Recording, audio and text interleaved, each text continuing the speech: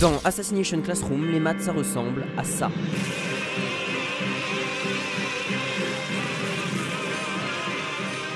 Alors oui, je ressens la même chose quand ma moyenne de spé maths se fait descendre à coup de contrôle co F16.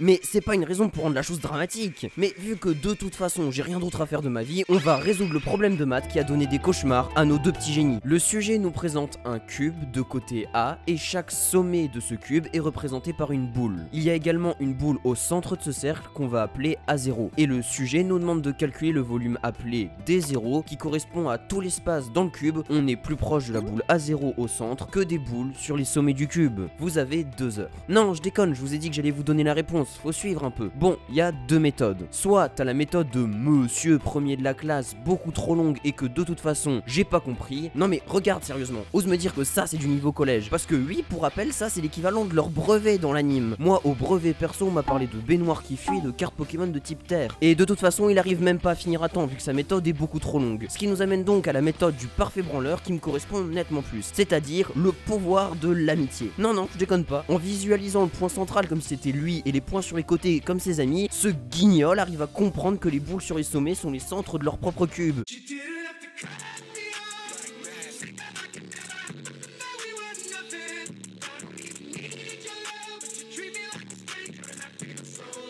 On va déjà résoudre le problème avec un carré et ensuite on passera en 3D avec un cube, comme ça sera plus simple à comprendre. En gros, si on prend notre carré et son centre, il y aura ce qu'on va appeler son domaine, qui est la partie où on est plus proche de notre boule au centre que des autres boules. Retenez bien cette notion de domaine parce qu'elle va être hyper importante par la suite. Donc si on suit son raisonnement et qu'on arrête d'être égocentrique, on voit vite que les points qui composent les sommets de notre carré sont aussi les centres de leur propre carré. Et qu'ils ont donc eux aussi un domaine, qui va forcément venir empiéter sur le nôtre. Donc si on recentre sur notre carré, on a les 4 coins qui sont occupés par des autres domaines et où on est plus proche des autres points que de notre point central. Et vu que 4 fois un quart de cercle différent ça fait un cercle entier, logique, 4 fois un quart, 1. On a donc 2 cercles identiques, un qui représente le domaine qui nous appartient pas et l'autre le domaine qui nous appartient. La moitié du carré est donc dans notre domaine et l'autre moitié appartient à plusieurs autres domaines. On aura donc juste à calculer l'aire totale du carré qui est de a carré et à le diviser par 2 pour obtenir la moitié. On obtient donc l'aire qui est dans notre domaine de a carré sur 2. Et si on passe en 3D, c'est exactement la même démarche, qu'un coin de notre cube correspond à 1/8 du domaine dans notre cube. Si on additionne le domaine des 8 coins de notre cube, on a 1/8 fois 8, ce qui nous donne une fois le domaine total de notre boule. Ça veut dire qu'au total, il y a le domaine d'une boule complète d'un autre cube dans notre cube à nous. Donc la moitié du volume est occupée par le domaine de notre boule et l'autre moitié est occupée par le domaine des autres boules. Donc la moitié du volume de notre cube est plus proche de nous, tandis que l'autre moitié est plus proche des autres boules. Et vu que le volume d'un cube, c'est son côté au cube,